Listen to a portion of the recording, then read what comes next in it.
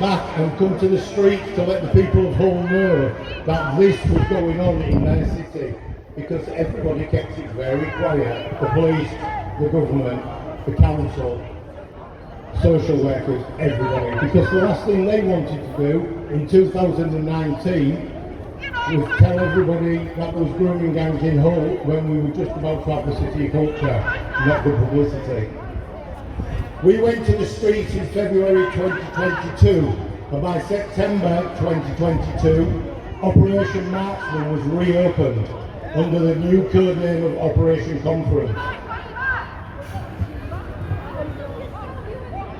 I achieved what I set out to do, is to get Operation Marksman reopened. That wasn't enough for me. Nobody around the country knew grooming gangs existed in Hull. And I remember saying to John, I'm taking United Hull around the country. And that's just what I did.